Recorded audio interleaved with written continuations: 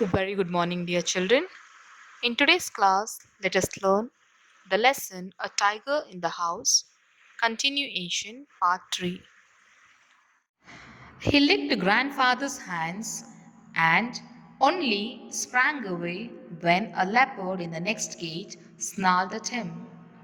Grandfather shooed the leopard away, and the tiger returned to lick his hands. But every now and then, the leopard would rush at the bars, and the tiger would slink back to his corner. A number of people had gathered to watch the reunion when a keeper pushed his way through the crowd and asked grandfather, "What is he doing?" "I am talking to Timothy," said grandfather. "Weren't you here when I gave him to the zoo 6 months ago?" "I haven't been here very long," said the surprised keeper. "Please continue your conversation. But I have never been able to touch him myself. He is always very bad tempered." "Why don't you put him somewhere else?" suggested grandfather. "That leopard keeps frightening him. I will go and see the superintendent about it." As grandfather started stroking gently the tiger which was there in the cage, the tiger started licking grandfather's hands. And also that there was a leopard kept in the next cage started snarling at the tiger. The moment when the leopard snarls at tiger, tiger would just slink back to the corner. Again, once the leopard becomes silent, again it would come near the cage and starts licking grandfather's hands. And this was happening for a few minutes. Here the snarled means grinning the teeth in anger. Slink means move slowly. Now, whenever the leopard started snarling at the tiger would slink back and sit, move back slowly, leaving grandfather's licking hands, and it would go back and sit. There were so many onlookers had come to see the zoo animals, and by seeing this act of grandfather and the tiger, they all were wonderstruck and started looking at the grandfather and the tiger, the reunion of both. As this was going on, there came a keeper from the crowd and asked grandfather what was he doing. Then the grandfather said, "I am talking to Timothy." And also grandfather asked the keeper saying that, "Weren't you here when I gave him to the zoo 6 months ago?" The keeper answered, "No, sir, I haven't been here very long."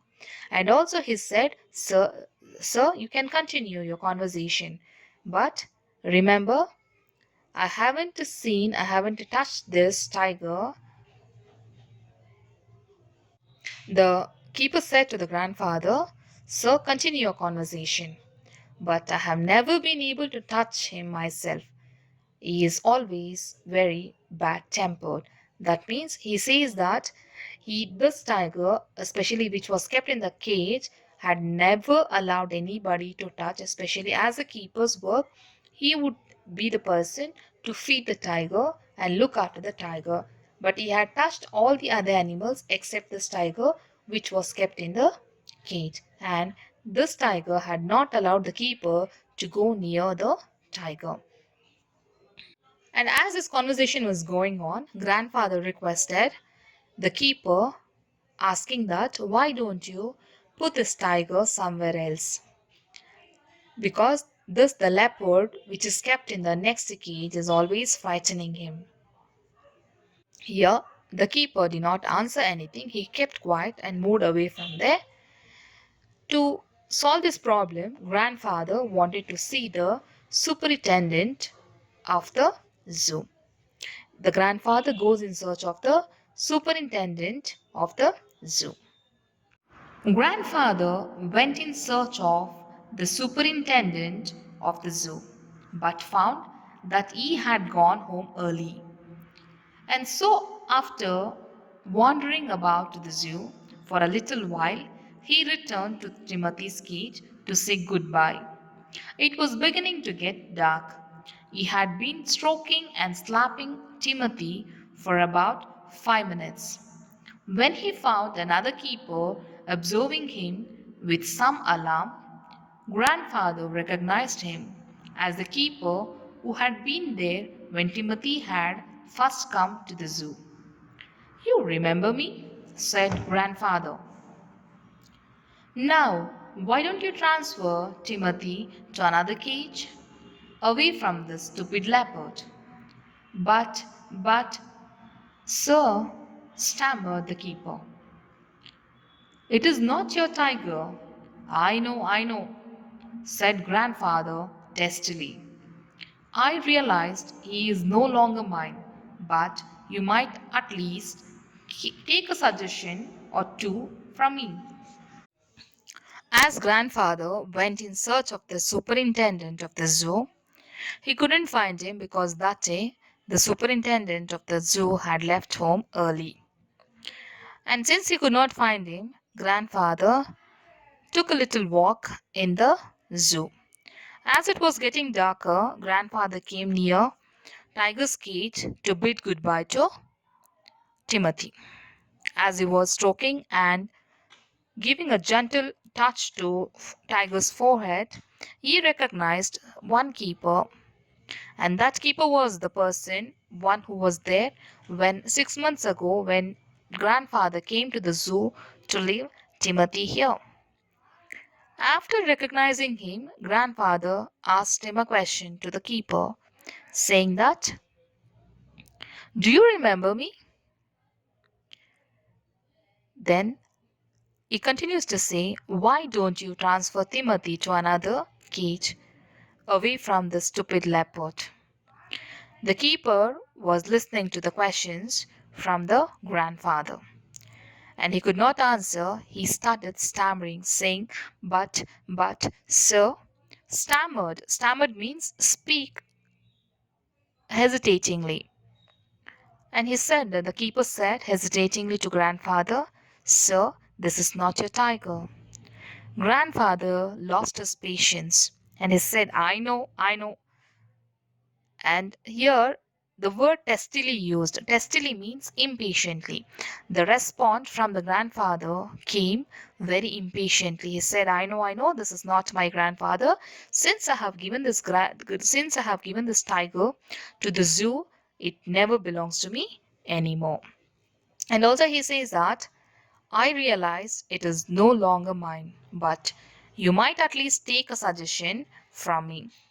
And he says to the keeper that, "See, you don't need not to just, it's not my tiger anymore, but still at least listen to the suggestion which is given by me."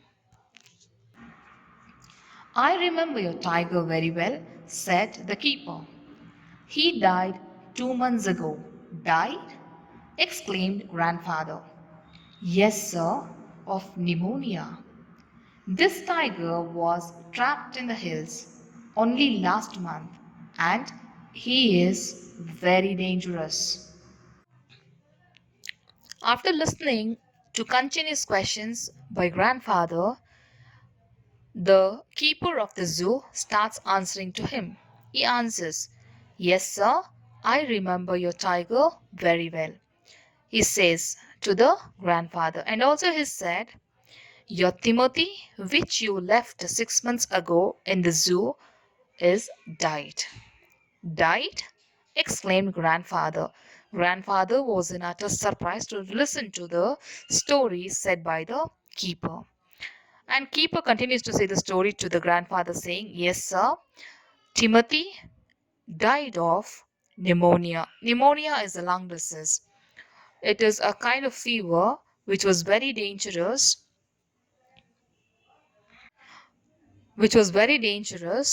and the tiger Timothy had died of pneumonia. And also, he continues to say that the tiger which is there in the cage right now, it's not your Timothy. This is a tiger which was trapped in the hills only last month, and he is very dangerous. Just imagine the reaction of the grandfather after hearing the story. The grandfather couldn't think of nothing and he couldn't say anything. The tiger was still licking grandfather's arms with increasing relish. Before the animal could attack any of its prey, it will lick and relish, see the taste, and once it will pounce on the animal and it will kill. Here also same thing. As this conversation was going on, the tiger, which was kept in this cage, was relishing and licking grandfather's hands. Grandfather took what seemed to him an age to withdraw his hand from the cage. What did grandfather do? Immediately he withdrew his hands from the cage by listening to the keeper's story. If we were there in grandfather's condition, just imagine what would be our first reaction. Same here, grandfather is both the hands were there around the tiger's neck. He immediately withdrew his hands out of the cage and his face was almost near Tiger's face. His hands were already inside the cage. He withdrew his hand, withdrew his face, and went near the tiger, mumbled. The meaning here of the word mumble means speak very unclearly. The meaning of the word mumbled here means speak unclearly or whispering. He said, "Good night, Timothy," and he gave the keeper a scornful look.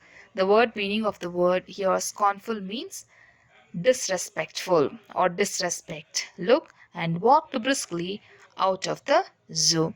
Now we understood the tiger which was in the cage was not Timothy. Timothy had already died of pneumonia, and that place was replaced by another tiger trapped from the hills. God's grace, nothing danger occurred to grandfather. He withdrew his hands and came back. And while going, grandfather says good night to Timothy. Why do you think grandfather says good night to Timothy? Though it is not Timothy, but still grandfather says good night to Timothy. Because the story what was heard from the keeper was very, very difficult for him to believe. Still, the grandfather thinks the tiger which was there in the cage was his Timothy. Hence, he goes near the Timothy and says good night, Timothy, and leaves from there.